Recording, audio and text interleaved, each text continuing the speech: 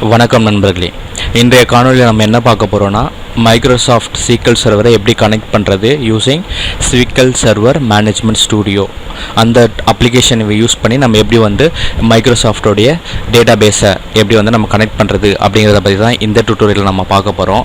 So எந்த ஒரு project எடுத்தாலும் சரி, அதில் கண்டிப்பாக டேட்டா பேஸ் கண்டிப்பாக இருக்கும். டேட்டா பேஸ்ன்றது must for all projects. So database பற்றின அறிவு தெரிஞ்சால் தான் ஐடி இண்டஸ்ட்ரியில் நம்ம சர்வே பண்ணுறதுக்கு ரொம்ப யூஸ்ஃபுல்லாக இருக்கும். ஸோ டேட்டா பேஸ்ன்றது மஸ்டான ஒரு விஷயம். சரி, ஸோ இந்த செஷனில் நம்ம என்ன பார்க்க போகிறோம் அப்படின்னு பார்த்தீங்கன்னா, எப்படி SQL சர்வர் கனெக்ட் பண்ணுறது using SQL server management studio. அதுக்கப்புறம் SQL சர்வர் மேனேஜ்மெண்ட் ஸ்டூடியோனா என்ன அப்படிங்கிறத பற்றி பார்க்க போகிறோம்.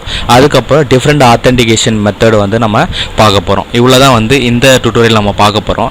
இதுக்கு அடுத்தடுத்து வர டியூட்டோரியலில் நம்ம எல்லா SQL சர்வர் எல்லா கொரிஸ் எல்லாத்தையுமே நம்ம பார்க்க போகிறோம். SQL queries எல்லாத்தையும் பார்க்க போகிறோம். ஜாயின்ஸ் பார்க்க போகிறோம், சப் query பார்க்க போகிறோம், வியூஸ் எல்லாமே நம்ம பார்க்க போகிறோம். அதுக்கப்புறம் ஸ்டோர் ப்ரொசீஜர் PLSQL நம்ம பார்க்க போகிறோம். ஓகே, ஸோ எப்படி நம்ம கனெக்ட் பண்ணுறது அப்படிங்கிறத பற்றி தான் பார்க்க போகிறோம். ஸோ இந்த ஸ்லைடில் பார்த்தீங்கன்னா நம்மளுக்கு நான் உங்களுக்கு ஸ்க்ரீன்ஷாட் வச்சுருக்கேன். SQL சர்வர் மேனேஜ்மெண்ட் ஸ்டூடியோவோட ஸ்க்ரீன்ஷாட் வச்சுருக்கேன். இதில் பார்த்தீங்கன்னா server type, server name, authentication method இருக்குது. இப்போ இந்த சர்வர் டைப்பு பார்த்தீங்கன்னா பை டிஃபால்ட்டாக டேட்டாபேஸ் இன்ஜின் இருக்கும். நம்ம பார்த்தீங்கன்னா SQL சர்வர் தான் கனெக்ட் பண்ண போகிறோம். அதுக்கு டேட்டாபேஸ் இன்ஜின்ற ஆப்ஷனே நம்ம செலக்ட் பண்ணிக்கலாம். அதில் நிறைய ஆப்ஷன் இருக்குது, அது நமக்கு இப்போதைக்கு தேவையில்லை. SQL சர்வர் கனெக்ட் பண்ணுறதுக்கு இந்த ஆப்ஷன் போதும். அதுக்கப்புறம் சர்வர் நேம். இந்த சர்வர் நேம்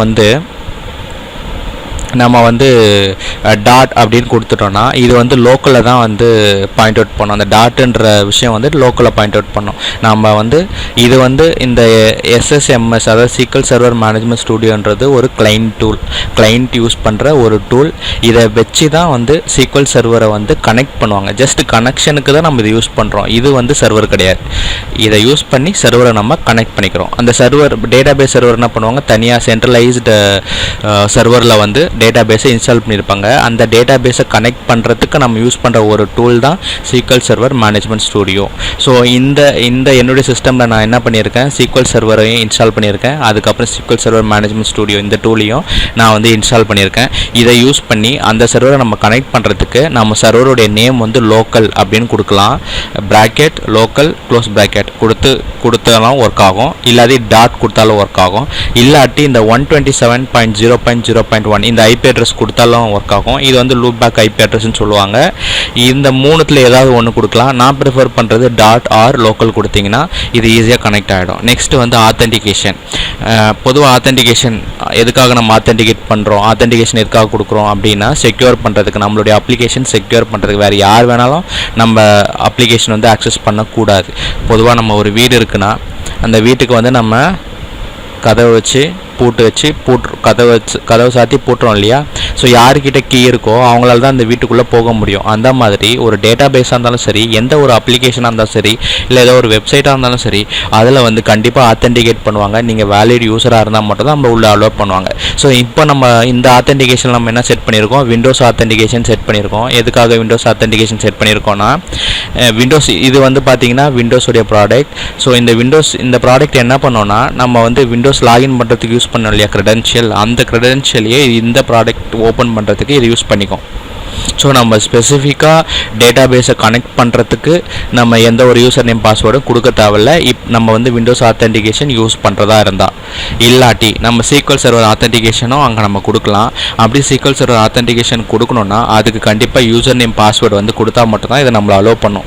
இது எப்படி நம்ம கிரியேட் பண்ணுறது அப்படின்னா, நம்ம சர்வர் இன்ஸ்டால் பண்ண SQL சர்வர் இன்ஸ்டால் பண்ணும்போதே நம்ம பாஸ்வேர்டு, யூசர் நேம் பாஸ்வேர்டு எல்லாம் நம்ம கிரியேட் பண்ணி இன்ஸ்டால் பண்ணோம். இது சர்வரை நம்ம சிஸ்டமில். ஓகே, அடுத்தது இந்த SSMS, அதாவது SQL சர்வர் மேனேஜ்மெண்ட் ஸ்டூடியோ அப்படின்னா என்ன அப்படிங்கிறது பார்க்க போகிறோம்.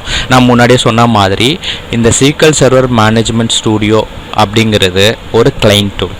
இது சர்வர் கிடையாது. இப்போ இந்த டயக்ராமில் பார்த்தீங்கன்னா 4 மிஷின் இருக்குது. இந்த 4 மிஷினும் என்ன பண்ணுறாங்க, டேட்டா பேஸ் சர்வர்கிட்டேருந்து ரெக்வஸ்ட் அதாவது கனெக்ட் பண்ணுறாங்க. இப்போ டெவலப்பர் 1 டெவலப்பருடைய மிஷின் 1, டெவலப்பருடைய machine 2 and developer machine 3 and developer machine 4 அப்படி 4 சிஸ்டம் இருக்குது.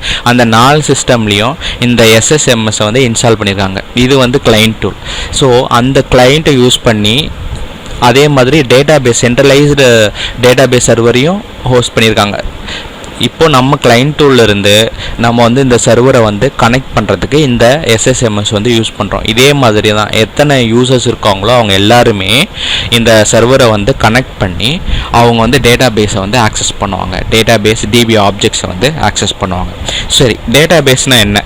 இந்த collection of tables and DB objects, அதுதான் வந்து டேட்டாபேஸ் அப்படின்னு சொல்கிறோம். என்ன DB ஆப்ஜெக்ட்ஸ்?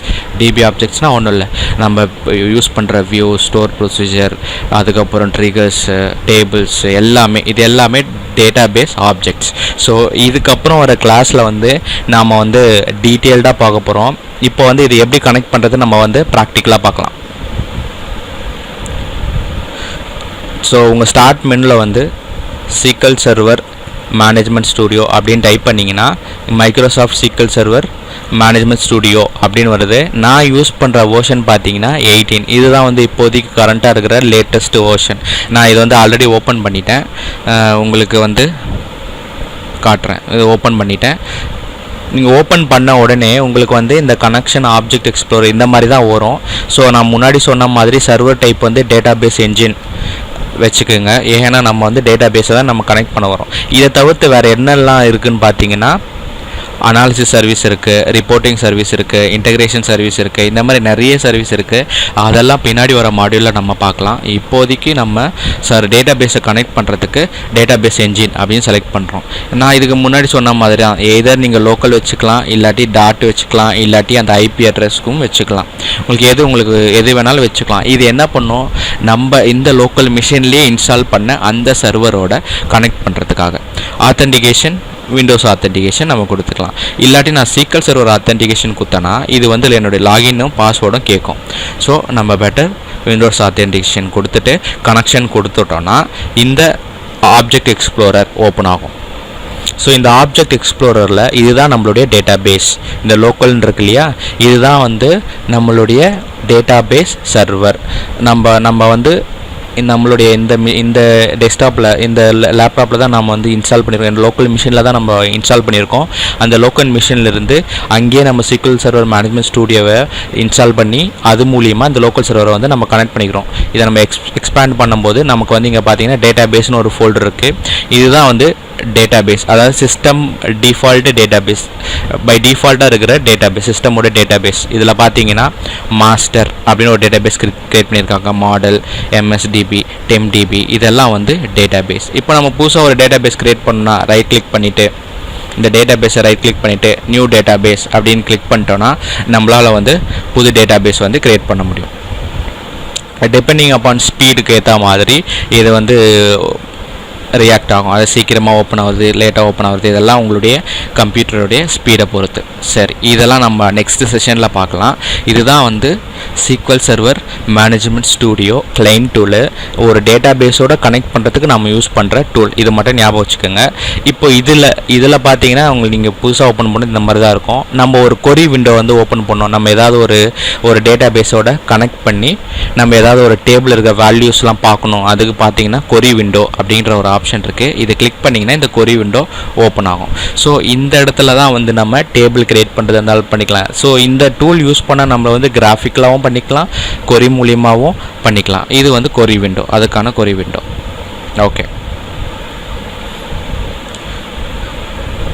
சரி, நம்ம இதை க்ளோஸ் பண்ணிப்போம். ஸோ இந்த டுட்டோரியலில் நம்ம பார்த்தது வந்து மெயினாக SQL Server மேனேஜ்மெண்ட் ஸ்டூடியோவிலேருந்து எப்படி வந்து SQL Server கனெக்ட் பண்ணுறோம் அப்படிங்கிறத பற்றி தான் பார்த்தோம். இனி வரும் செஷனில் வந்து எல்லா டீட்டெயிலாக SQL Server பற்றின கம்ப்ளீட் டுட்டோரியல் தான் நம்ம பார்க்க போகிறோம். இந்த வீடியோஸ் உங்களுக்கு பிடிச்சிருந்தால் லைக் பண்ணுங்கள், ஷேர் பண்ணுங்கள், இந்த சேனலை வந்து சப்ஸ்கிரைப் பண்ணுங்கள். பொதுவாக வந்து காலேஜ் படிக்கிற ஸ்டூடெண்ட்டாக இருந்தாலும் சரி, ஐடியில் இருக்கிற ஒர்க் பண்ணிகிட்டு இருக்கவங்களாக இருந்தாலும் சரி, SQL அதாவது டேட்டாபேஸை வந்து தெரிஞ்சு வச்சுக்கிறது ரொம்பவே நல்லது. ஏன்னா டேட்டாபேஸ் இல்லாத ப்ராஜெக்ட் எதுவுமே இருக்காது. Okay, thank you friends. Thanks for வாட்சிங்.